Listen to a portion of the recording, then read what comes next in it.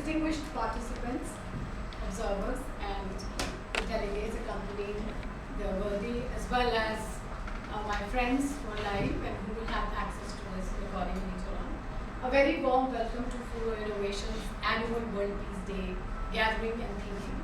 This year, we are going to think about our collective responsibility towards the planet Earth. We will think about the practical solutions and the pathways that lead us towards global cooperation. When I talk about global cooperation, when I talk about climate change, I also want to remind that the main objective of Phuro Innovations is world peace. The idea is, when we think about it, how do we enable interactive, transparent, fast-running, business-oriented simulations that are free online in 20 languages to help people see what really has a big impact, a little impact, what are the financial implications, and help people feel how great it would be to really crush this problem.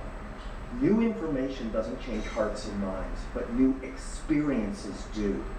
So what we've done is giving people a chance to see hyper-local impacts in wildfire danger days, in heat, sea level rise, looking at any place in the world, their hometown, and connecting policies to see where my business is located, where I have a home, if we took action on climate.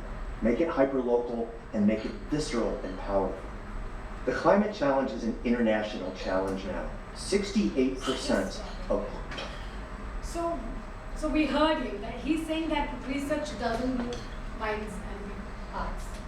And that's exactly what I observed as an observer at COP29, that even at a powerful forum where 198 presidents were present and they've been doing these meetings, they were not global consensus, and we still are struggling with that. So I came back and I sat on my desk and I thought, what is it that we can do that we should be able to move hearts and minds of people, and how do we, also I saw there was a huge gap between what was happening on top level and what was the understanding or what was percolating down in the middle at the down level. So we went back and we created this framework for conversation. I thought, what is it that is one common thread between the entire humanity? And that is 5 elements of life. We are made up of 5 elements of life. The planet is made of 5 elements of life. So when I started doing research on 5 elements of life, and I'll explain it to you in a layman's language, what is really happening to the planet Earth. So we have a body, it's 5 elements, and we have a temperature, right? It's a normal body temperature is about 98, 99. As soon as we start reaching 100, 101, 102, we start, we start ailing, we have fever, brain is foggy, organs are failing, and beyond 105, you are probably getting into coma and never coming back, or will come back with a miracle. So today, that's exactly what is happening to the planet Earth. Planet Earth has a temperature, which is 1.5. If we go beyond that, we are crossing the limit, which means she is ailing. And on top of that, we are producing more methane, more greenhouse gases, which are more potent than carbon. So they live in the atmosphere for 20 more years. So for example, the methane that I produce today is, the carbon will still go away, methane will remain. So what is happening is that the Earth already has temperature. Now I'm suffocating her with, on top I'm throwing blankets on top of her. And I'm closing the windows and doors. So organ failures, right? And we as humanity, we have to think that do we want to get to a level where we go into coma, whether it is the planet or whether it is human species at large, and wait for a miracle, or should we take some proactive decisions? Now it's really not that scary, everything that I told you, because I found hope, and that hope was the En-ROADS simulator. And I want you to experience it for yourself. It's very captivating, it's very interactive. I trained myself for 3 months for this at MIT, and I will tell you that you will have a lot of questions, you will have a lot of thoughts, but this is live, so we have to, I would request that you note that down and we can touch those points by the end of the broadcast. But today, this simulator, and so this was, the first was obviously the natural law document, the framework on conversation, which has reached the Nobel laureate for Gilbert, as well as the University of Notre Dame and 400 intergovernmental organization. I think it's a powerful step towards harmony, towards discussing, because I feel that the East has the wisdom while West has data, and when both merge, that's when we will be able to inspire change. Now, let's open the second document, and let's go to the Enrose simulation. So this, to any common man, who's completely new to climate change, who has no idea about what is going on, or is a corporation, an ambassador, an ex-army person, an NGO, an academician from Harvard, an art person, everyone is responsible and everyone must be educated. And of course, the most important is our parliament in the country. So today we have Dr. Udit Raj, who's been a member of parliament before, and he would want to know what is this solution that I'm talking about. So Akhilesh, you will have to come here so we can move the Enrose. Let's go to Enrose. And so I will ask, I'm not teaching you anything, I'm just asking Dr. Udit Raj, what does he care for? If he was, he had to go back to the parliament, if he had to go back to Congress or to JP and convince them, let's say, about climate change.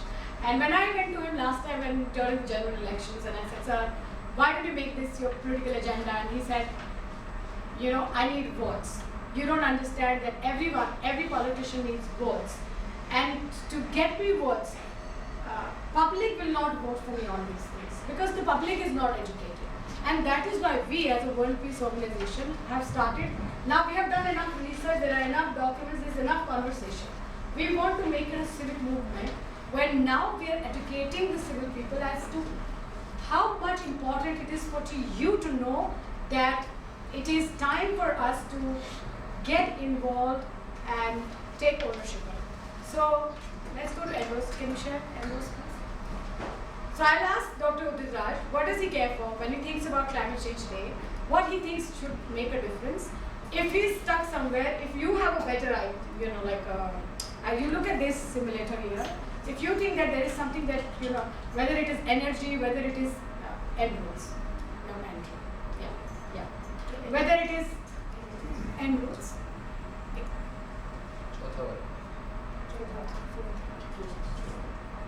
Yes, just so whether it is buildings and energy efficiency, whether it is oil, coal, technological removal, deforestation, what does he care for?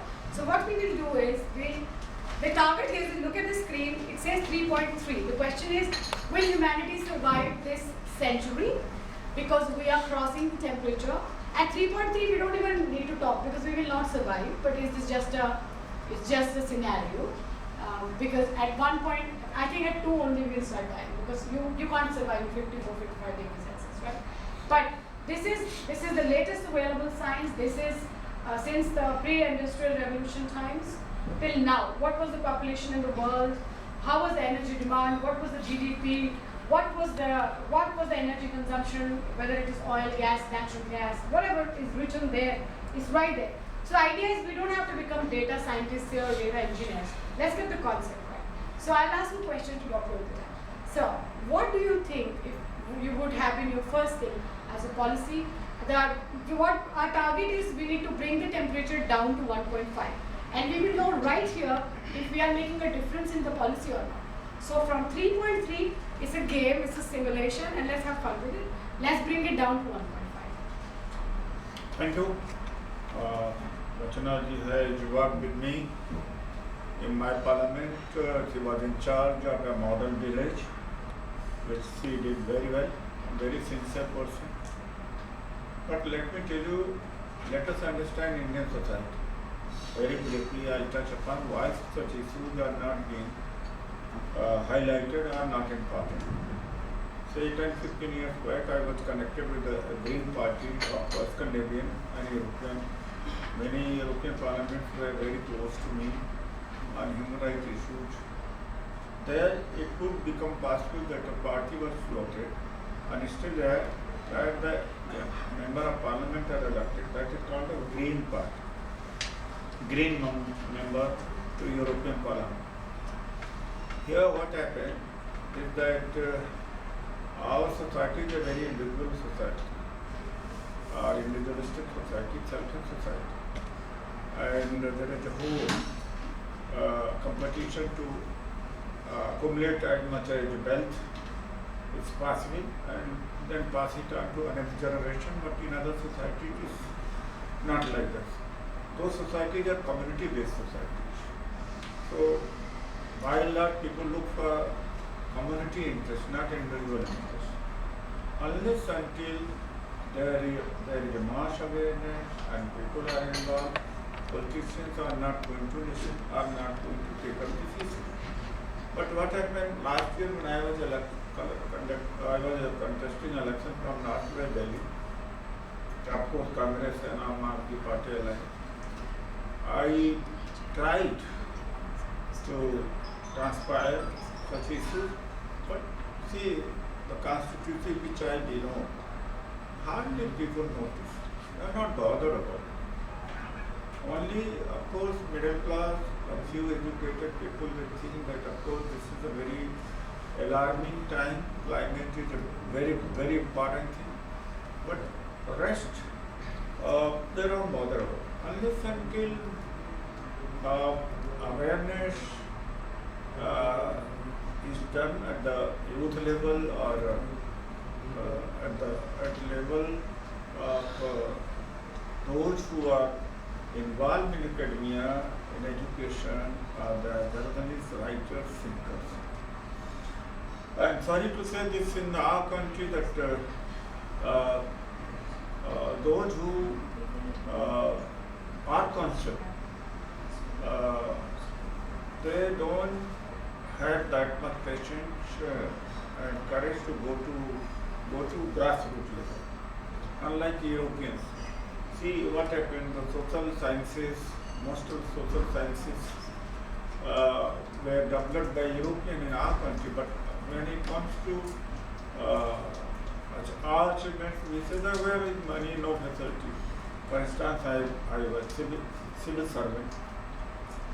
So I read anthropology was one of my subjects in civil services. And I'm 90 batch years. My wife, in fact, from principal chief commissioner of income tax. And Arvind Kejriwal was junior to me, 2 years junior to me. And I saw that though most of the books authored on sociology and anthropology were written by foreigners. They say, look at their dedication. They would go to the forest area, they will dwell there, they will remain in the villages, and they will study, and the best thing they produce out of what is there. But when it comes to us, then we say that where are resources? So what happened? Commitment is needed. You people need to have a commitment. I'm just talking to you people that you people with her can start campaigning it and launch a platform. And unless until who will come? That if you think that only it's a job of politician, so not necessarily it's not correct. It's your job as well. And they are doing so many things. And why can't you take one mission? This is what I will say, that you take up one mission. Definitely. So let's start. Which one would you do first? Deforestation, nature-based, energy efficiency. Just go back to those scale, please. And we will move it here. And I will show you how it is making a difference. What would you change?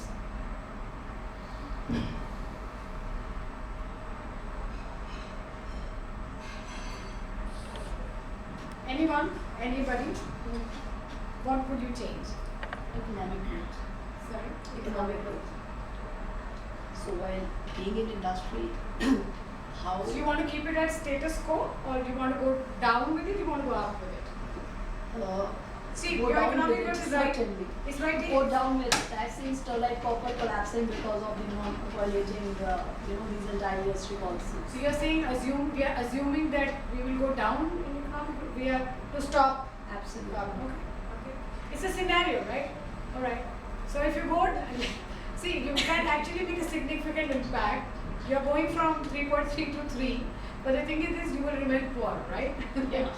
So it's a choice you made. It's okay. It's okay. We are only looking at a scenario. Sir, I think renewable. this can create in milliseconds 100,000 scenarios. We don't have to worry. There's nothing wrong and right. We're just learning. I think renewables. Renewables. So we are assuming that we are actually increasing renewables at full capacity starting 26, and we made a significant difference. We went down by 0.1.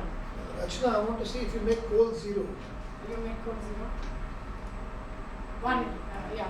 So we brought the temperature down to What 1. about So the deforestation? point is, Deforestation. About even an economy like the US, the president has said coal should continue. He finds windmills ugly. So please understand, our country is not going to reduce We coal are level. only creating a scenario. We are understanding climate. We are not making any change. No, I know, but you all know if you shut all the coal plants, go into nuclear, go to solar, it will improve. So waste and leakage. So 2, deforestation is again bringing it down by 1.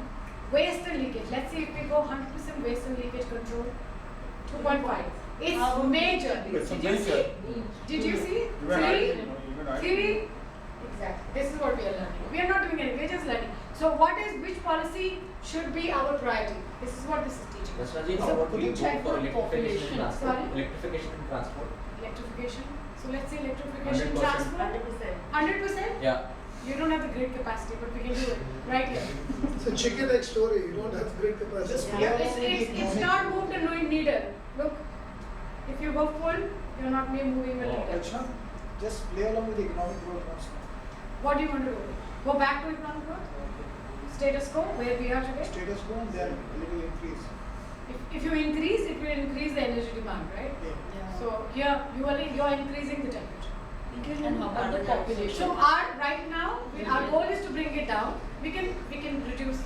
What else? Carbon. You're saying remove carbon, nature-based carbon, and we go. Let's say 100% capacity. 2 point down, right? 2 point down. So it's very. Here only we are learning what we need to do as policymakers. What else? Technology. Where? You are talking about carbon dioxide removal? Okay, so you want to go full-fledged, 100%? Let's say. So we brought it down from 2.1%. It's actually making 1 degree. It's making 0.1. It's making a difference.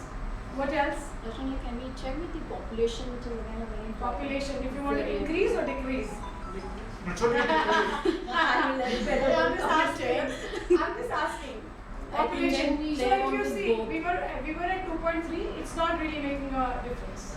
Emissions, agriculture emissions. Agriculture emissions, very strong point. Lucy, what did you do? 2 points down. This is the only thing workable in my risk. Yeah. So agriculture emissions, waste and leakage. Oh my! Like this is what parliamentarians need to do, right? Right.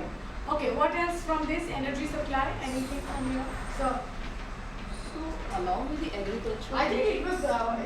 Can Akhilesh, can you just bring it down? That's why I'm trying to understand that when you move one of these to the high growth, rest there are other are also at the high growth. Do you bring them to status quo and then only move the other? No, or rest of so them this also is what stay we are learning Understanding. multi-solving, because see nothing is solving our problem. If we are doing one thing, it's not solving our problem. Okay, It's so only we helping. okay. So one thing, Simultaneously. what is that we are learning? One is we are learning what is really impacting climate and which policy we need first and last. And this could depend again differently to different, you see when the parliament takes a decision, it will not really take a decision based on what this is saying, but they can create scenarios. And they can create scenarios based on their preference, but at least it's giving us hope, right? In multiple So let's sectors. discuss afterwards, because we are live right now. We have to play this game. What else, please? We'll open this discussion. Yeah. Interesting. What else? Increase bioenergy. Okay, let's go 100% bioenergy. What did it make? 1.1? Yeah, 0.1. How carbon prices are going to be? Carbon drag price. Like if you tax carbon, 1.7. It's made a difference. Amazing. Major. See? if you tax carbon, because see, the minute you start taxing carbon, obviously coal, oil, everything will become so expensive, natural gas. Then you have no choice but to go with the new technology, right? So 2.1, you brought it down by, yeah, it's 4, high taxation. But what happens with high taxation is also, see, all of this, if you go here, like I said, but anybody wants to, sorry? If you want to learn it in details, then obviously there's a workshop of it, and they'll come to the parliament, they'll come to the corporation, they'll deal with, like, they have the capacity to deal with one client at one time, you know. So right now we can't go that deeper. We're just doing just creating scenario. What else? Can you check for nuclear and the energy efficiency? I don't like nuclear, but if you're saying let's go full-fledged nuclear, Considering the other not moving needed, not moving and needed, doing nothing for us. energy efficiency. Energy efficiency. It will definitely buildings. Okay, let's make them energy efficient. 1 point difference. What else? Oil. We will reduce it to cabbaging. Oil.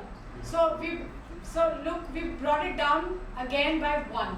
So if you really look at it, coal and oil that's what we talk about, and that's what we are afraid of.